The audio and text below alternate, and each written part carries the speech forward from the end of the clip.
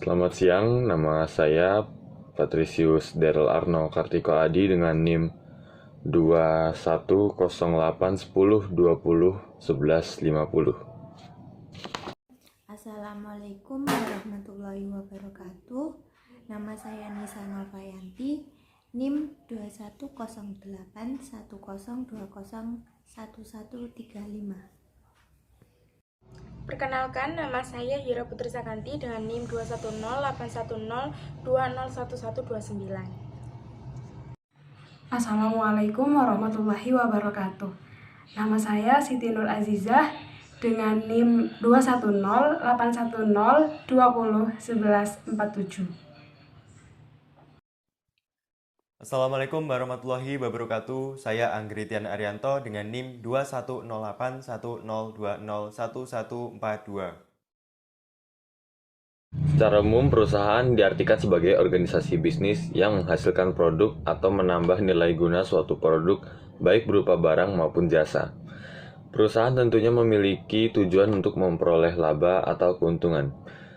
Bukan hanya bagi pengusaha saja, negara juga akan mendapatkan keuntungan dari perusahaan berupa pajak. Perusahaan pada umumnya memiliki badan hukum. Setiap perusahaan pastinya memiliki kebijakannya masing-masing, baik dalam mengelola karyawannya maupun dalam tujuan bisnisnya. Dalam mengelola bisnis, sebuah perusahaan harus memiliki rancangan bisnis yang matang dan catatan administrasi yang rapi. Dalam pelaksanaan bisnis pun harus disesuaikan oleh tujuan awal dan bentuk perusahaan yang dibentuk. Sejauh ini, banyak bentuk perusahaan yang umum di Indonesia seperti PT, CV, UD, koperasi, firma, dan BUMN. Jenis-jenis perusahaan lain yang ada di Indonesia antara lain adalah joint venture, trust, holding company, sindikat, kartel, yayasan, perusahaan asuransi, dan yang terakhir, leasing. Joint venture yang disebut juga perusahaan patungan adalah kesatuan perusahaan yang didirikan oleh dua pihak atau lebih perusahaan yang bertujuan untuk menyatukan berbagai sumber daya untuk menjalankan suatu kegiatan atau aktivitas ekonomi tertentu secara bersamaan. Joint venture merupakan salah satu bentuk kerjasama antar beberapa perusahaan atau badan usaha yang berasal dari beberapa negara menjadi satu kesatuan perusahaan dengan tujuan untuk mencapai konsentrasi power ekonomi yang lebih kuat. Dalam opini general, diketahui bahwa semua bentuk kerjasama atau antar perusahaan dapat ditampung ke dalam bentuk usaha joint venture, tanpa memandang besar kecilnya modal, kekuasaan ekonomi, ataupun lokasi masing-masing partner yang bersangkutan. Pendapat definisi lain mengenai joint venture diungkapkan oleh Peter Mahmud dalam buku penelitian hukum, yakni bahwa kontrak joint venture adalah suatu kontrak antara dua perusahaan untuk membentuk suatu perusahaan joint venture. Herman Rajaguguk pun memaknai joint venture agreement di dalam bukunya yang berjudul Hukum Investasi sebagai suatu kerjasama antara pemilik modal asing dengan pemilik modal nasional berdasarkan suatu perjanjian kontraktual.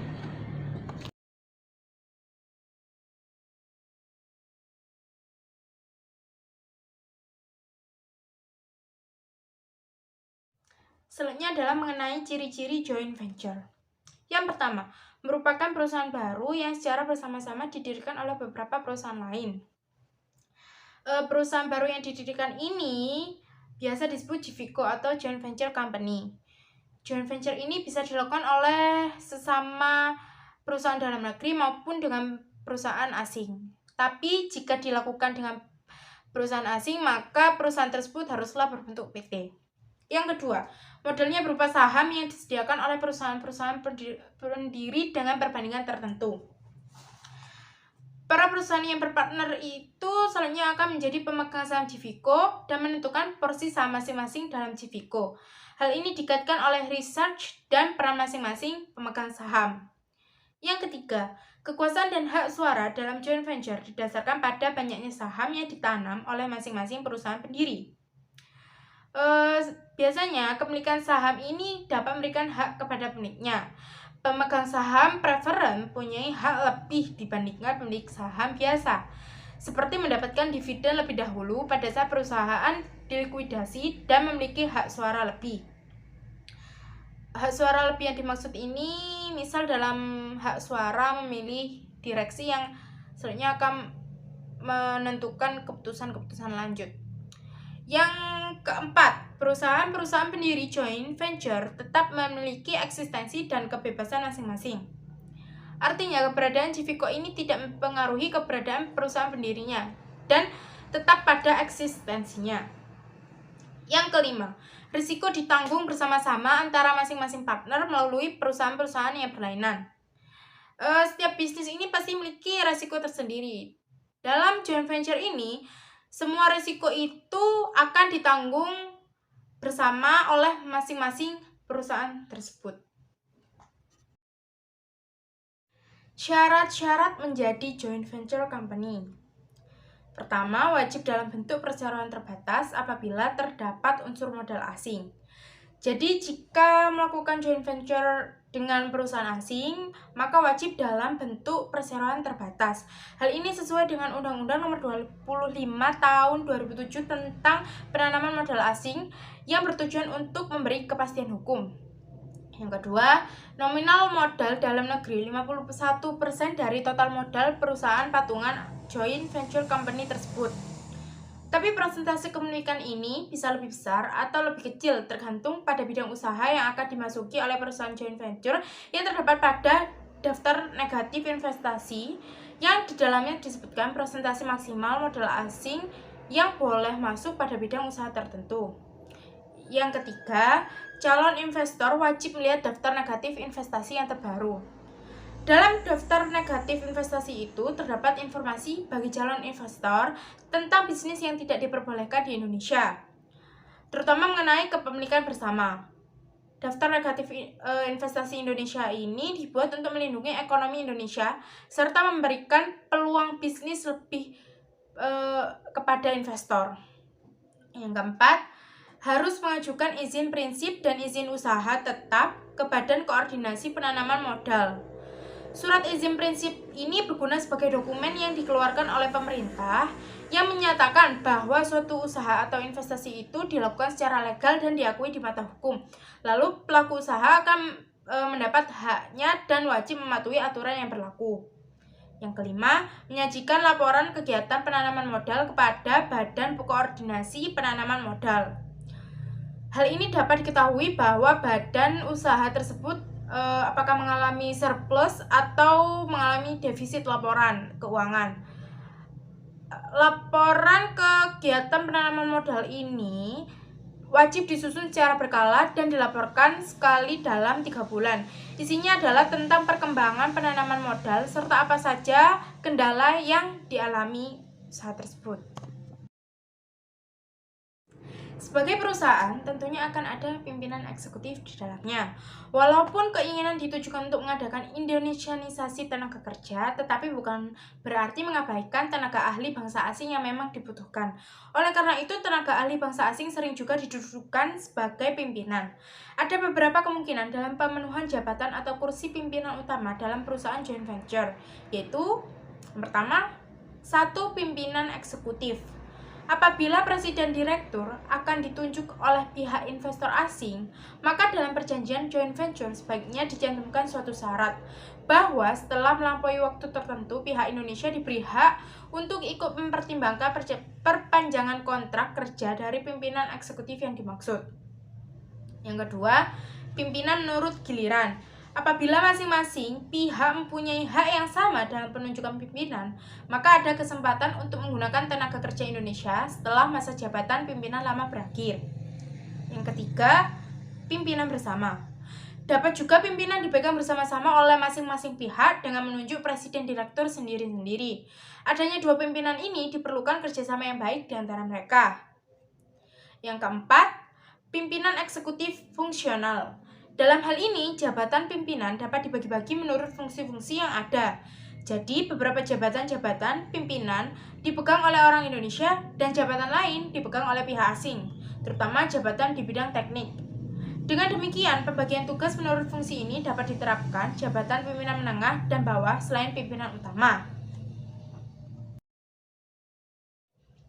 Trust.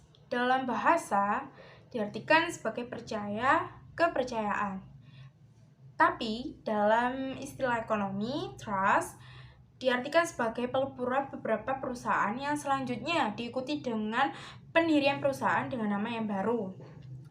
Edilis dan Sudarsono berpendapat bahwa trust merupakan penggabungan perusahaan dalam satu bidang sebagai metode untuk keperluan pengawasan produksi dan distribusi atas barang maupun jasa. Trust secara umum bertujuan untuk memperoleh pengaruh, kekuasaan, atau monopoli dari bidang usaha yang terkait. Dalam menjalankan kegiatan bisnis melalui trust, para pemilik akan menyerahkan seluruh kekuasaan pengawasan kegiatan perusahaan kepada suatu dewan yang disebut Board of Trustees. Kemudian, para pemilik akan menerima trust certificate.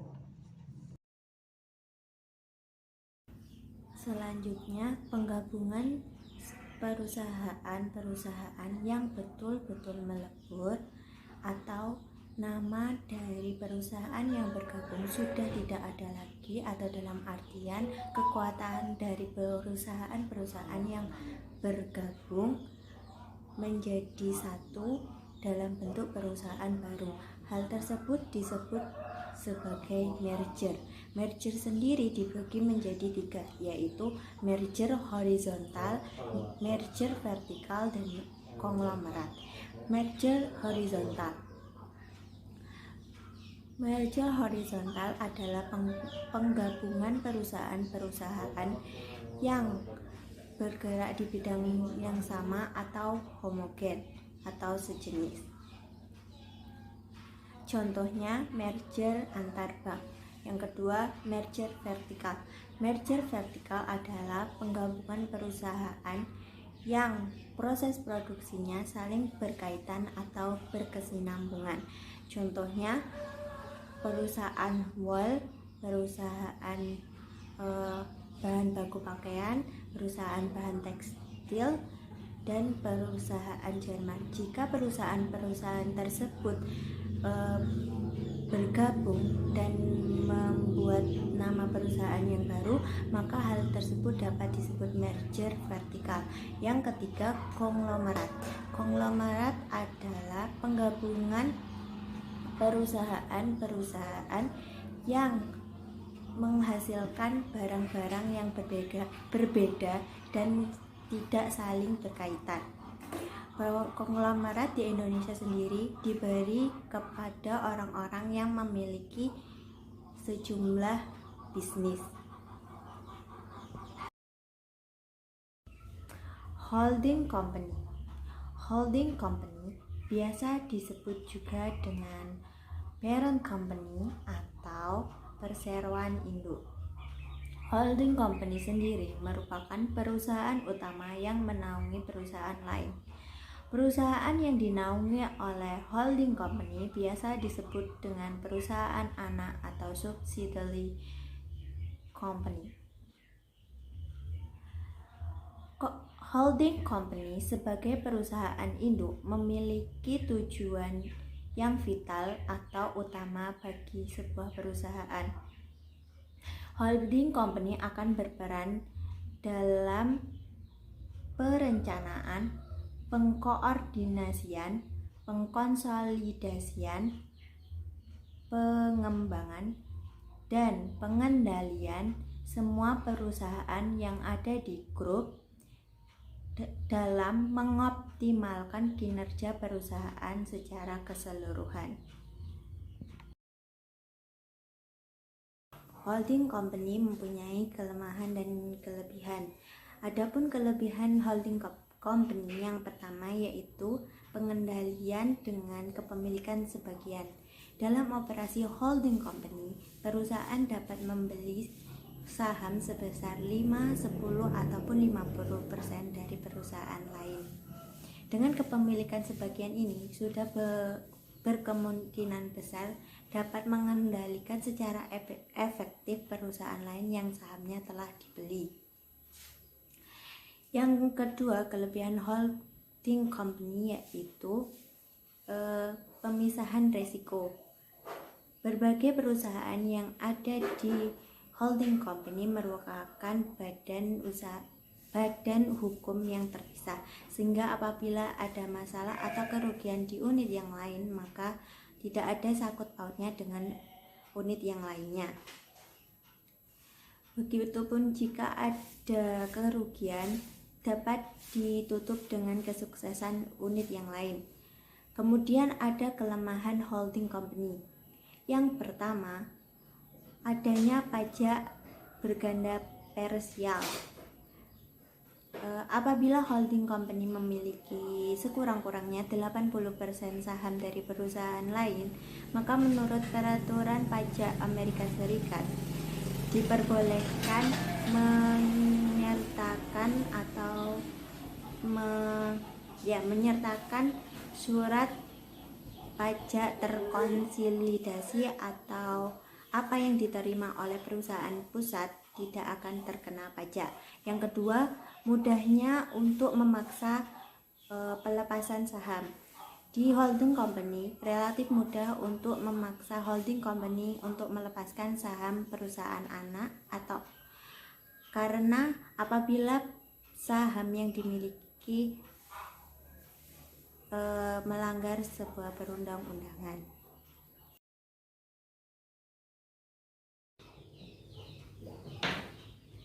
4. Sindikat.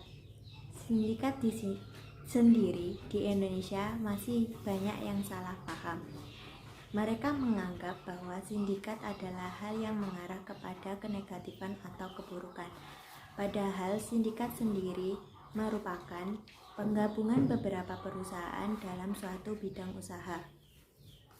Dalam buku pengantar bisnis karya Murti Sumarni dan Jo Suprihanto menyebutkan bahwa sindikat adalah suatu kerjasama antara beberapa orang dalam melaksanakan proyek khusus di bawah satu perjanjian. Sindikat sendiri mempunyai kelebihan dan kekurangan. Kelebihan dari sindikat yaitu sindikat bisa menjual saham atau surat-surat berharga dalam sistem komisi. Sedangkan kelemahan sindikat sendiri yaitu anggotanya memiliki tanggung jawab yang tidak terbatas. Masing-masing anggota dapat membeli atau membayar harga beli dari surat-surat berharga yang telah disetujui tanpa memikir laku atau tidak lakunya. Penjelasan selanjutnya mengenai bentuk perusahaan lain yang ada di Indonesia. Yang kelima, yaitu kartel. Menurut Wikipedia, kartel adalah kelompok produsen independen yang bertujuan untuk menetapkan harga pasar, membatasi suplai, dan juga mengatasi persaingan antar perusahaan. Kartel tersebut bertujuan untuk memperoleh market power dan kemudian mengatur harga produk dengan membatasi suplai, membatasi ketersediaan barang, membatasi produksi, dan juga wilayah penjualannya. Namun, menurut Tri Anggraini, pengertian kartel tersebut mengalami penyempitan, yang berarti bahwa perusahaan yang seharusnya melakukan persaingan itu malah melakukan kerjasama untuk menentukan harga pasar tadi. Tujuan kartel ada 3. Yang pertama yaitu menguasai sistem pasar yang sudah ada sebelumnya. Yang kedua, mengoptimalkan atau memaksimalkan keuntungan antar anggota kartel. Yang ketiga adalah mengurangi adanya persaingan antar anggota kartel. Sedangkan selanjutnya yaitu mengenai jenis dari kartel tersebut menurut macam-macamnya. Itu ada 5. Yang pertama adalah kartel daerah, yang kedua adalah kartel produksi, yang ketiga adalah kartel kondisi, yang keempat adalah kartel harga, dan yang kelima adalah kartel pembagian laba. Kartel daerah adalah membagi daerah penjualan mereka. Jadi mereka itu tidak melakukan, misal nih perusahaan A itu melakukan penjualan di daerah A, itu nggak bisa melakukan penjualan di daerah B. Itu dilakukan supaya tidak ada persaingan antar perusahaan A dan juga B. Yang kedua adalah kartel produksi. Kartel produksi ini adalah menentukan seberapa banyak produksi yang harus dikeluarkan oleh perusahaan agar perusahaan yang lain itu tidak ikut campur dengan produksi yang ada di perusahaan A. Yang ketiga adalah kartel kondisi, yaitu mengatur syarat-syarat penjualan, termasuk syarat penyerahan barang, tempat, penjualan tunai dan juga kredit. Yang keempat adalah kartel harga. Kartel harga adalah perjanjian yang diadakan untuk menentukan harga minimum dari barang yang dijual sehingga dapat mengurangi persaingan antar perusahaan tadi. Dan yang kelima adalah kartel pembagian laba. Kartel pembagian laba itu dilakukan untuk menentukan besarnya laba yang akan diperoleh oleh tiap-tiap perusahaan. Jadi kalau misalkan ada 5 perusahaan yang gabung di kartel tersebut, ya udah nih keuntungannya itu udah dibagi 5 aja. Jadi kalau misalkan 100% ya udah 20% gitu kan. Terus contoh-contoh perusahaan kartel atau perusahaan yang menerapkan sistem kartel. Bentuk perusahaan lain yang ada di Indonesia yang keenam yaitu yayasan. Yayasan dalam KBBI berarti bahwa badan hukum yang tidak punya anggota dikelola oleh sebuah pengurus dan didirikan dengan tujuan untuk kemanusiaan, keagamaan, sosial, ataupun yang lainnya. Berarti itu tidak memperoleh keuntungan dari berdirinya sebuah yayasan tersebut. Menurut Undang-Undang Nomor 16 Tahun 2001 Pasal 1 tentang yayasan, yang artinya badan hukum yang terdiri atas kekayaan yang dipisahkan dan diperuntukkan untuk mencapai tujuan tertentu. Dan baik itu di bidang sosial, di bidang keagamaan, ataupun kemanusiaan. Tujuannya hanya untuk memfasilitasi seperti banjir, seperti bakti sosial, seperti itulah. Jadi itu membatasi keperluan masyarakat atau mengatasi keperluan masyarakat yang mengalami kekurangan. Contoh dari yayasan tersebut adalah yaitu 1, panti asuhan, yang kedua adalah sekolah, yang ketiga adalah rumah sakit, dan yang lain sebagainya. Masih banyak bentuk yayasan-yayasan yang ada di Indonesia, seperti yayasan yang didirikan oleh Peduli Kasih atau yang lainnya. Seperti itu.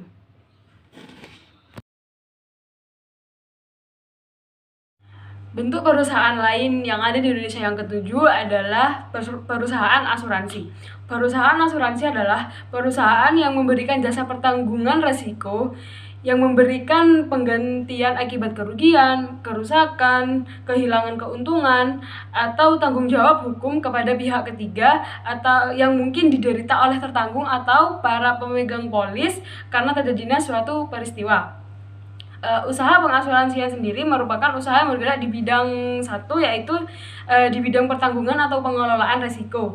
Yang kedua yaitu pertanggungan ulang risiko. Yang ketiga adalah pemasaran dan distribusi produk asuransi atau produk asuransi syariah. Yang keempat adalah konsultasi dan keperantaraan asuransi syariah, reasuransi atau reasuransi syariah. Yang kelima adalah penilaian kerugian asuransi atau asuransi syariah. Asuransi sendiri itu dibagi menjadi 2, yaitu asuransi swasta dan juga asuransi pemerintah. Asuransi swasta sendiri juga dibagi menjadi 2, yaitu asuransi jiwa dan juga asuransi harta. Asuransi jiwa adalah asuransi yang diberikan oleh perusahaan atas dasar pemberian keselamatan kerja ataupun keselamatan berkendara dalam bentuk uang ataupun materi, baik itu yang masih selamat ataupun yang sudah meninggal. Asuransi harta adalah asuransi yang terdiri dari asuransi kerusakan, asuransi tanggung jawab, asuransi kesehatan, asuransi jaminan untuk perbaikan harta tetap, dan yang lainnya. Asuransi pemerintah juga dibagi menjadi 2, yaitu asuransi sukarela dan juga asuransi wajib. Asuransi sukarela yaitu terdiri dari deposito, tabungan, pinjaman, hipotek, ataupun yang lainnya. Asuransi wajib sendiri yaitu mengharuskan masyarakat untuk memasuki atau mengikuti kegiatan tersebut. Di Indonesia sendiri, asuransi terdapat dalam Peraturan Pemerintah Nomor 33 Tahun 1997 dan juga Undang-Undang Kecelakaan Tahun 1947. Dan pelaksananya adalah PT Tabungan Asuransi Pegawai Negeri atau TASPEN. Yang kedua adalah PT Asuransi Sosial Tenaga atau ASTEK.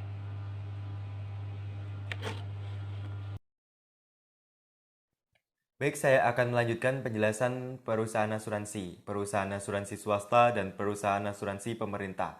Yang pertama, perusahaan asuransi swasta terdapat dua macam, yaitu asuransi jiwa dan asuransi harta. Asuransi jiwa merupakan suatu perusahaan yang memberikan layanan asuransi yang digunakan sebagai bentuk perlindungan timbulnya kerugian finansial atau hilangnya pendapatan seseorang atau keluarga akibat dari kematian keluarga yang biasanya menjadi sumber nafkah dari keluarga tersebut. Yang kedua ada asuransi harta, yaitu dibagi menjadi yang pertama ada asuransi kerusakan barang, yaitu untuk melindungi tertanggung terhadap kerugian atau kerusakan terhadap hartanya sendiri.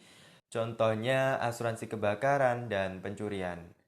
Kemudian yang kedua ada asuransi tanggung jawab, yaitu dimaksudkan untuk melindungi tertanggung terhadap tagihan pihak ketiga terhadapnya karena luka tubuh atau kerusakan harta yang terjadi karena kelalaiannya atau karena penerapan hukum atau kontrak.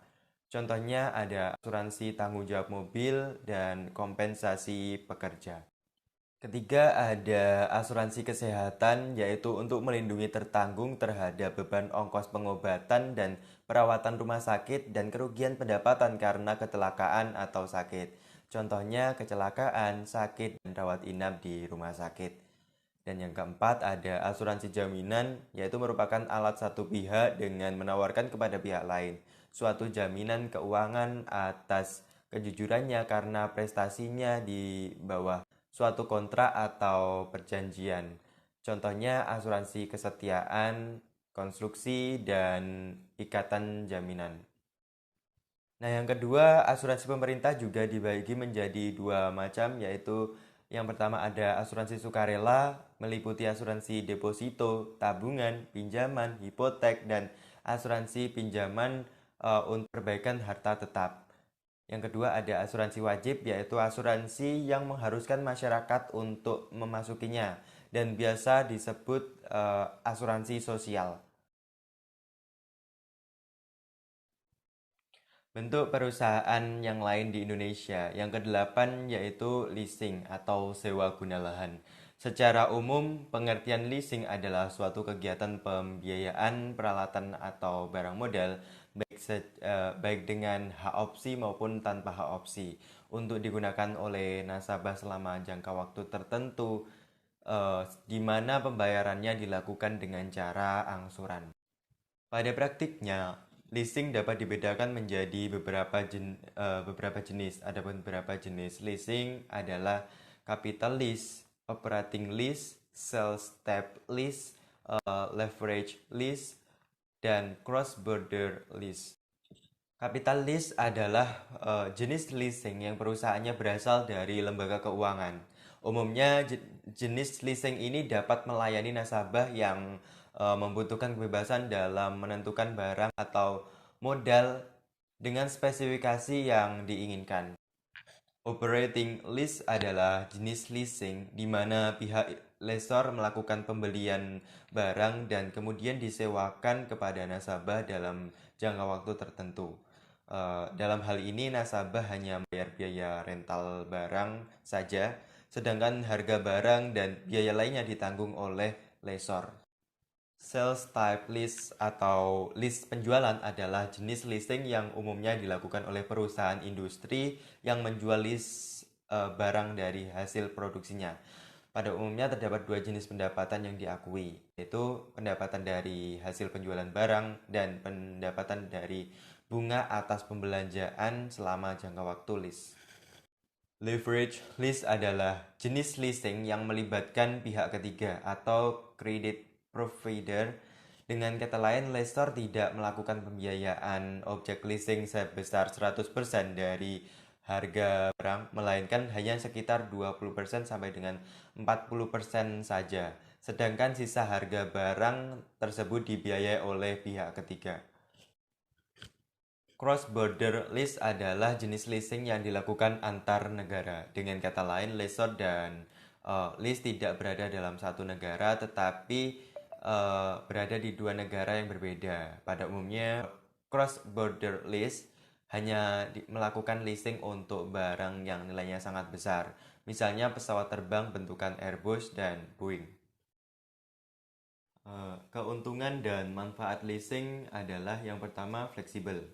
Jadi struktur kontrak dalam leasing dapat disesuaikan dengan kebutuhan lessee. Dengan begitu jarak waktu leasing dan besarnya biaya yang dikeluarkan dapat disesuaikan dengan kondisi keuangan nasabah. Yang kedua, tidak perlu jaminan. Dalam leasing, hak kepemilikan sah atau aktiva yang di-lease serta pembayaran lease sesuai pendapat oleh aktiva dapat menjadi jaminan bagi lease itu sendiri. Yang ketiga, capital saving. Lembaga pembiayaan pada umumnya memberikan pembiayaan sebesar 100% kepada nasabahnya. Dengan begitu, lease dapat menggunakan dananya untuk keperluan lain guna meningkatkan produksinya. Yang keempat, pelayanan yang cepat. Biasanya prosedur pembiayaan cukup sederhana dan cepat, mulai dari pengajuan hingga pada realisasinya. Dengan kemudahan tersebut tentu akan meningkatkan efisiensi waktu bagi kegiatan perusahaan sehingga dapat lebih produktif. Kemudian yang keenam ada kepastian hukum. Baik pihak lessor maupun lessee mendapatkan kepastian hukum karena adanya peraturan yang tidak dapat dibatalkan meskipun keadaan perekonomian mengalami perubahan. Dan yang ketujuh, cara mendapatkan aktiva. Seringkali leasing merupakan satu-satunya pilihan ketika perusahaan ingin melakukan modernisasi untuk meningkatkan produktivitas, namun kesulitan dalam hal pendanaan. Nah, dalam transaksi leasing terdapat beberapa istilah yang umum digunakan. Mengacu pada pengertian leasing, adapun beberapa istilah leasing adalah sebagai berikut. Yang pertama itu lease, yaitu kontrak sewa atas penggunaan harta dengan jumlah sewa tertentu di dalam periode tertentu. Yang kedua ada lease, yaitu pihak nasabah atau pengguna, baik perorangan maupun perusahaan yang menggunakan modal dari pembiayaan perusahaan leasing. Ketiga ada lessor, itu merupakan pihak pemilik aktiva atau barang modal yang akan di-lease.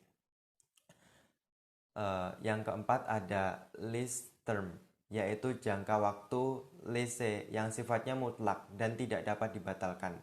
Dan yang kelima ada residual value, yaitu nilai leased aset yang diproduksi dapat direalisasikan saat memasuki akhir periode sewa. Di Indonesia terdapat cukup banyak perusahaan leasing dengan berbagai layanan yang ditawarkan. Adapun beberapa perusahaan leasing antara lain ada PT BCA Finance, ada PT Adira Dinamika Multi Finance, ada PT Federal International Finance atau FIF, ada PT Auto Multi Arta, kemudian PT Astra Credit Companies atau ACC, ada PT Summit Auto Finance, dan lain-lain. Kesimpulan yang dapat ditarik dari presentasi kami adalah perusahaan-perusahaan lain di Indonesia sangat banyak dan menguntungkan antar satu dan sama lain, yang kemudian mengundang banyak pengusaha untuk mendirikan perusahaan mereka sendiri. Selain adanya perusahaan dalam bentuk BUMN yang dikelola oleh negara secara langsung, yang dibebankan pada BUMN ataupun BUMS yang dikelola oleh perorangan atau berkelompok, terdapat banyak jenis atau bentuk perusahaan lain di luar kedua badan usaha tersebut, seperti joint venture, trust, holding company, sindikat, kartel, yayasan, perusahaan asuransi, serta leasing yang disesuaikan dengan kesepakatan awal, baik itu perorangan atau berkelompok, jenis usaha apa yang dijalankan, serta bagaimana usaha itu dijalankan. Ya, terima kasih telah memperhatikan presentasi kelompok kami. Terima kasih.